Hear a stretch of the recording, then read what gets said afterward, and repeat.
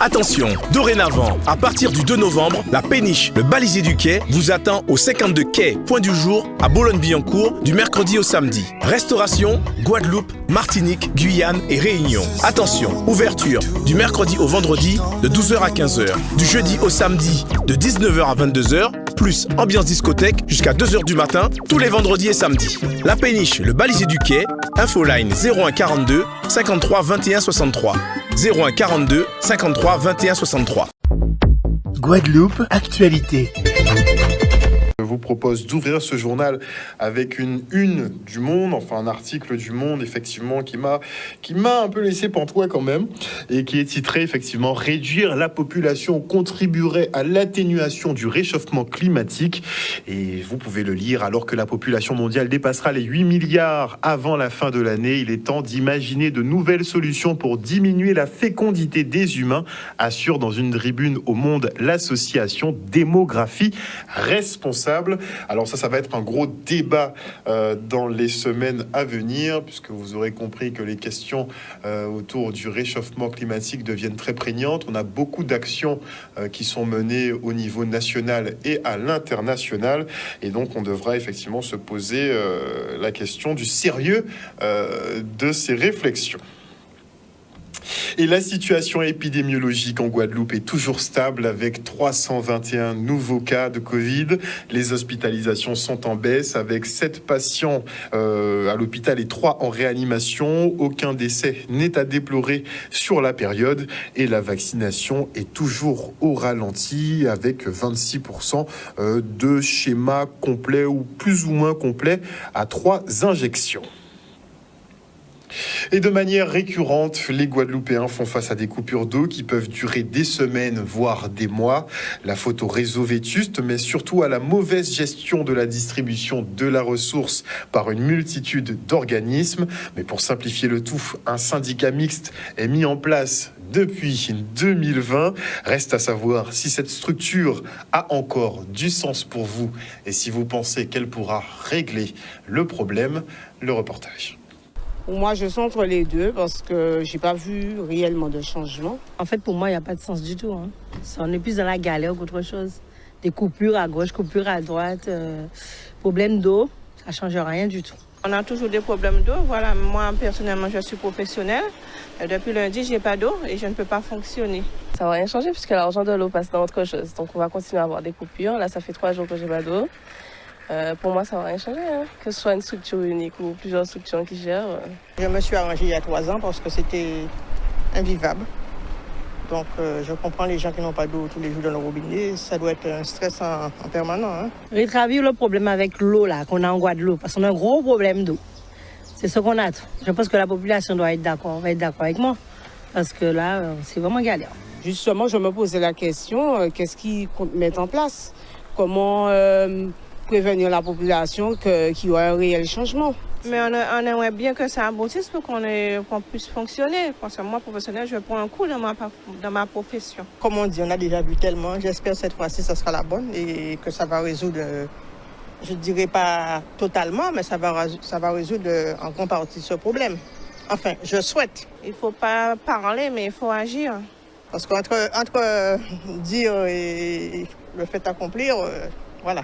L'île aux belles eaux, on a le nom, mais il n'y a pas l'eau. Ce que j'attends vraiment, c'est que l'eau coule dans le robinet des Guadeloupéens. En espérant que ça va ramener l'eau déjà, qu'ils vont résoudre le problème et que l'eau va revenir parce qu'on en a besoin. Je ne pense pas que ça va changer puisque ça fait des années que l'État donne de l'argent à la Guadeloupe pour réparer les tuyaux et rien ne se fait. Donc pour moi, c'est encore des papiers signés inutilement. Le Rotary Club, lui, a produit des spots de sensibilisation pour pousser au débat dans les établissements scolaires autour, effectivement, du harcèlement qui sévit. Le reportage. La question du harcèlement, de la lutte contre le harcèlement, c'est l'affaire de tous. C'est une priorité de notre ministère, c'est une priorité au niveau académique et ça l'est également au niveau des écoles, des collèges et des lycées. Lutter contre le harcèlement, c'est agir à la fois sur la dimension formation, sur la dimension prévention Et dans le cadre de notre politique de prévention, on intervient avec tous les partenaires du territoire. Il y en a plusieurs qui sont là ce soir. Et le Rotary, c'est un partenaire sur la question du harcèlement avec lequel nous travaillons déjà depuis plusieurs années.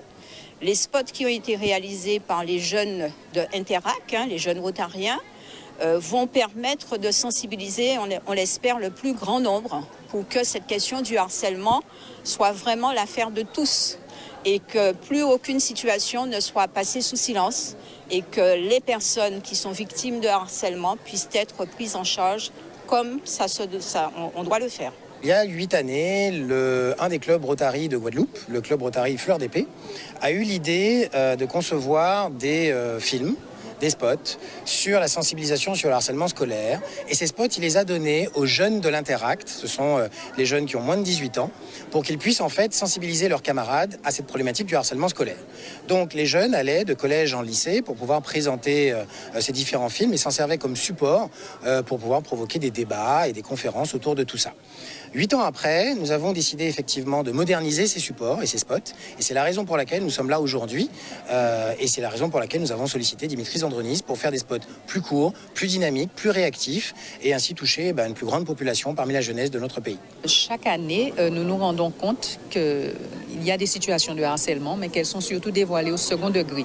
Il était important pour nous de faire un album qui puisse lutter contre le harcèlement au niveau du premier degré, c'est-à-dire des élèves de 6 à 10 ans.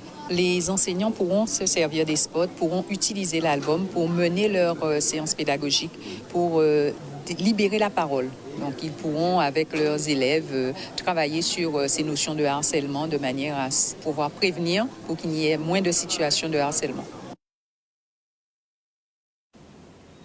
Et maintenant, je reçois sur ce plateau Sylvia Lurel, qui est gynécologue et vice-présidente de l'association Ferti 97.1.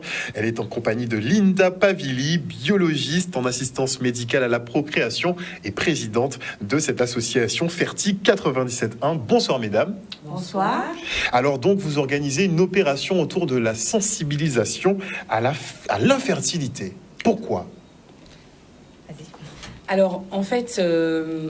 nous sommes partenaires d'un collectif de patients qui s'appelle le collectif BAMP, qui organise chaque année, c'est la 8e édition de la semaine de sensibilisation à l'infertilité qui s'est terminée juste la semaine dernière, mais qui se poursuit par la semaine de sensibilisation de l'infertilité en Europe.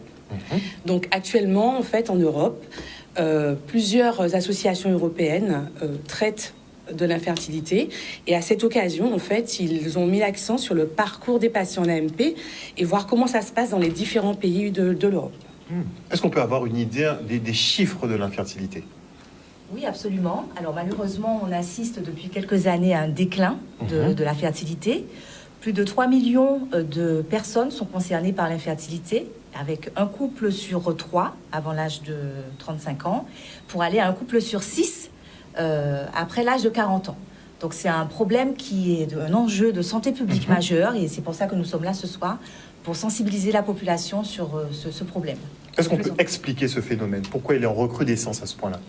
Il y a diverses causes, elles sont sociétales, environnementales, comportementales, aussi médicales. Et donc, notre action aujourd'hui, c'est donc sensibiliser la population sur ce déclin de la fertilité. Et nous réfléchissons ensemble pour voir comment on peut la préserver et améliorer la prise en charge des patients.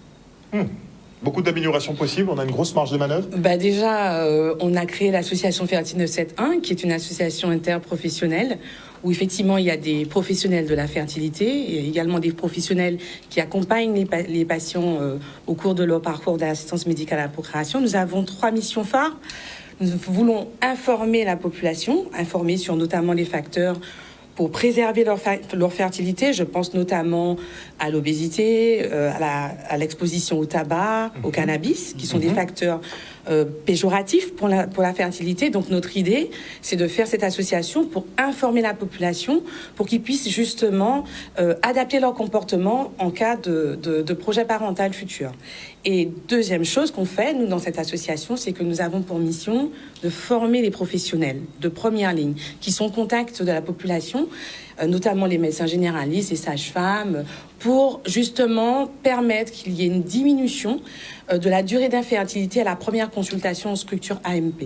Parce qu'on se rend compte aujourd'hui, surtout dans nos populations, que comme il y a beaucoup de tabous sur la problématique de l'infertilité, et par ailleurs on est dans un désert médical, donc pas toujours facile d'avoir l'accès à des gynécologues comme ma collègue.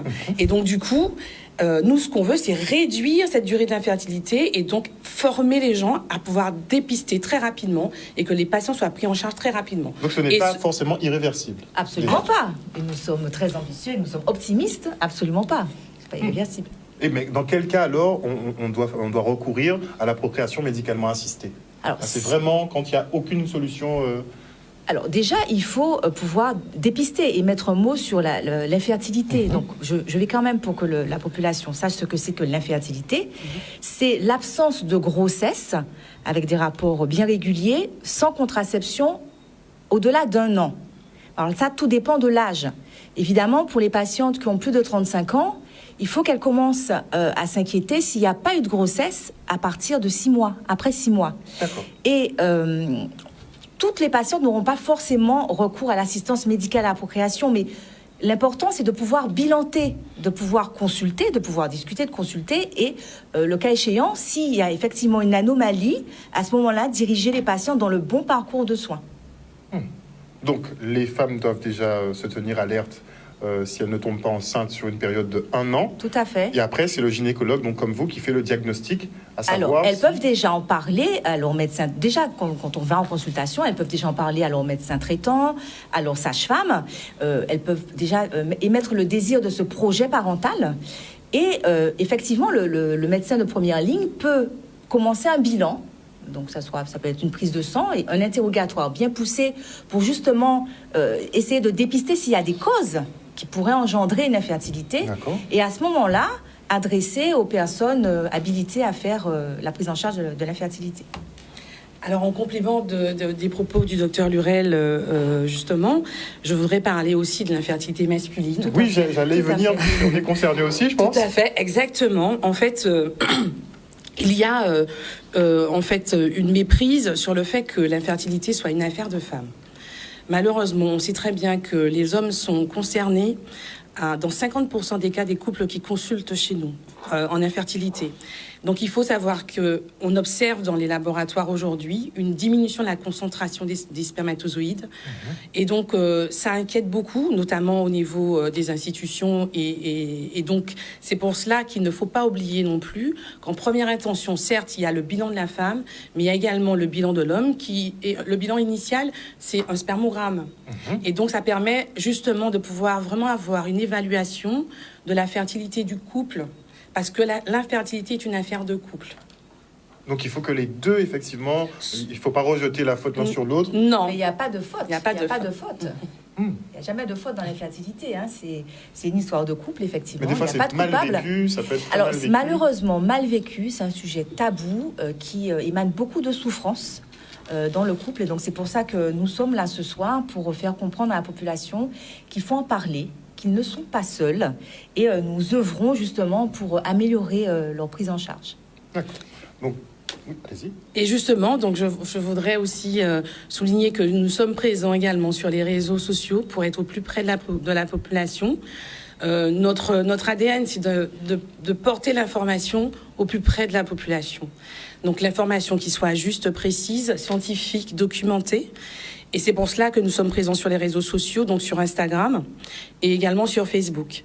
Donc notre idée, c'est vraiment, c'est association Ferti 971, que ce soit sur Instagram et sur Facebook. L'idée, c'est vraiment de faire passer des messages forts, des messages qui soient aussi adaptés à notre population locale. Donc je parlais justement tout à l'heure de l'obésité. Effectivement, il y a des choses qu'on peut faire en amont pour restaurer la fertilité parfois chez certains couples, notamment en essayant de faire un programme nutritionnel. Ça peut être ça aussi. Donc, comme on sait que chez nous, il y a des particularités sur les facteurs qui peuvent impacter la fertilité chez les hommes et chez les femmes, il faut qu'on puisse les identifier pour avoir des comportements, des orientations, des actions qui soient bien ciblées. Est-ce qu'on a des études qui sont réalisées à ce niveau, puisqu'on a des particularités comme le chlordécone, on ne sait pas. Alors oui, il y a eu l'étude Timoun qui a parlé un petit peu de ça, mais vraiment, c'est pas tout à fait étayé.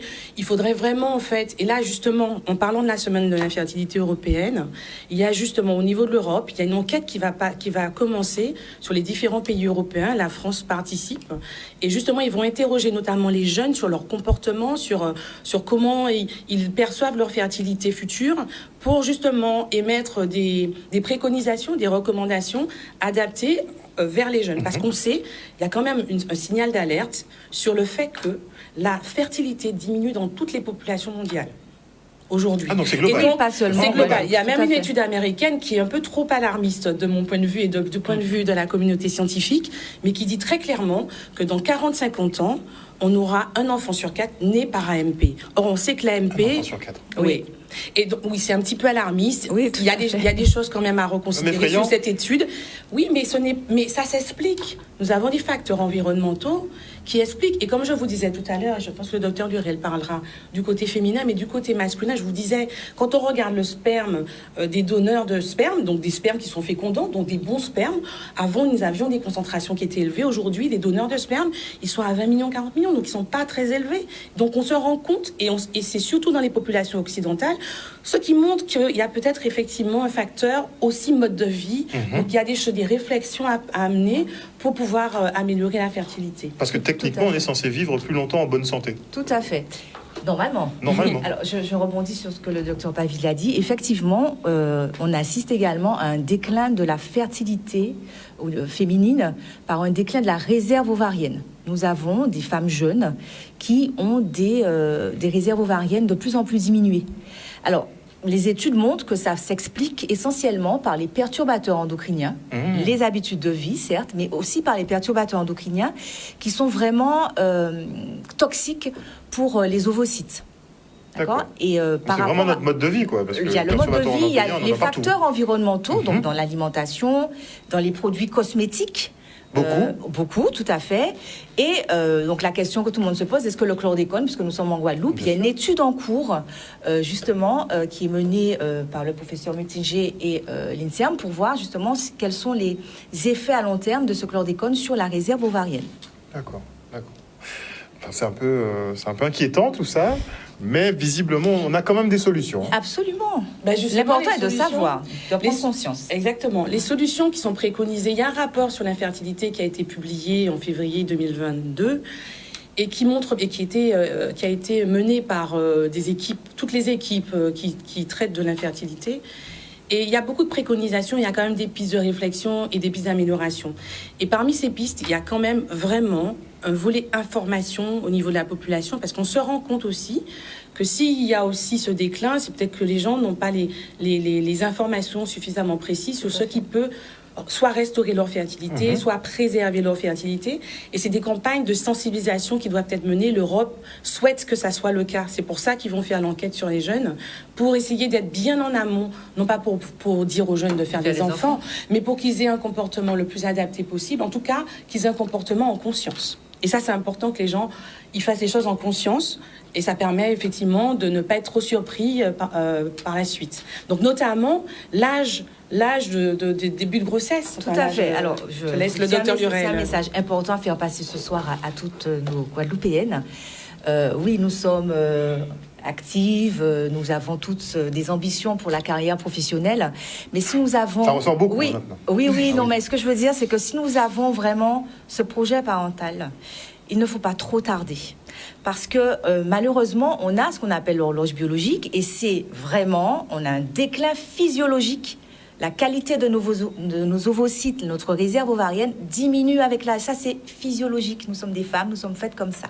Et plus on va attendre, même si vous avez recours à l'assistance médicale à la procréation, on ne garantira pas que vous pourrez avoir absolument, enfin en tout cas avoir un bébé, parce que même si on vous donnait toutes les techniques possibles, innovantes, l'âge reste le seul facteur prédictif de réussite.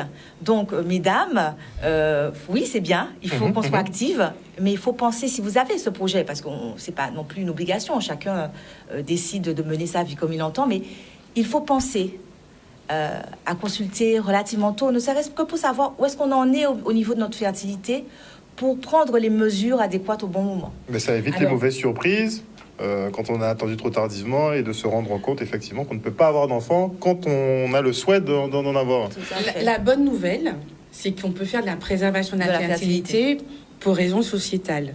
Ça veut dire que les femmes qui sont aujourd'hui, qui n'ont pas le compagnon, parce qu'il y a ça aussi, hein. Parfois on ne peut pas avoir d'enfant parce qu'on n'a pas encore trouvé l'âme sœur. Mais aujourd'hui, c'est possible de pouvoir faire congeler ces ovocytes et c'est possible aussi en Guadeloupe. Parce que le Centre caribéen de médecine de la reproduction du CHU de Pointe-à-Pitre propose justement la préservation des ovocytes. Très bien. Et pour les hommes pour les hommes, en fait, c'est en fait, c'est pas nouveau. La congélation des spermatozoïdes n'est pas nouveau. Enfin, c'est quelque chose qui est une technique. Pour le don pour autrui, même pour soi-même. Oui. Alors pour soi-même, oui. Par exemple, pour des questions médicales, on peut devoir congeler. Donc oui, ça c'est possible. Pareil dans le Sécos Caraïbes qui est au CHU de Pointe-à-Pitre. Et les hommes, oui, effectivement. Alors pour des raisons sociétales. Ça peut être possible, mais il y a vraiment des indications très ciblées pour que ça soit le cas. Mais par contre, la problématique en Guadeloupe, c'est le don de sperme, en effet. Et pourtant, on en a besoin parce que le sperme de phénotype antillais, il n'y en a pas beaucoup. Donc, c'est vrai que s'il peut y avoir des hommes qui puissent donner... On n'en parle quasiment jamais, de don de sperme. En fait, c'est ça. Il y a eu des campagnes, mais c'est vrai qu'elles ont été balbutiantes. Elles ont été balbutiantes, mais justement, l'association Fertile 971 est là pour en parler aussi. Voilà. Très bien. Alors, vous nous avez dit justement qu'on peut vous contacter ou prendre des informations sur Instagram. Est-ce qu'il y a d'autres canaux sur lesquels on peut vous contacter ? Alors en fait, donc je disais Instagram, mais également Facebook, association. Déjà sur Instagram, c'est association /fertile FERTI 97.1. Exactement. Et sur Facebook, c'est association Fertile 971. Très bien. Nous avons aussi une adresse mail. Donc c'est fertile971@gmail.com où les personnes peuvent demander certains renseignements s'ils le souhaitent. Nous répondons en général, alors pas tout de suite, mais nous répondons systématiquement. Alors une dernière petite question avant de vous libérer, parce que quand même le sujet est très intéressant et très important. Pour une PMA, il faut débourser combien à peu près ? C'est pris en charge par la sécurité sociale. C'est pris en charge à 100%? Absolument, à 100%. La procréation médicale à la procréation est prise en charge par la sécurité sociale. Alors ça dépend, parce qu'il y a différents types d'assistance médicale à la procréation. On ne va pas rentrer dans les détails, mais jusqu'à 43 ans pour les fécondations in vitro et jusqu'à l'âge de 45 ans pour la femme, pour les inséminations intra-utérines. Mais c'est pris en charge par la sécurité sociale. Voilà. J'ai plein de questions à vous poser parce que... allez-y. Parce que parce que vous aviez parlé de votre statistique qui était alarmante, donc peut-être qu'un enfant sur 4 à l'avenir serait issu de PMA. Ce sont les études américaines. Il faut nuancer le propos, puisqu'en fait, aux États-Unis, le recours à l'AMP est quand même beaucoup plus systématique. Justement, ils sont en avance dans le domaine. Ils sont en avance là-dessus.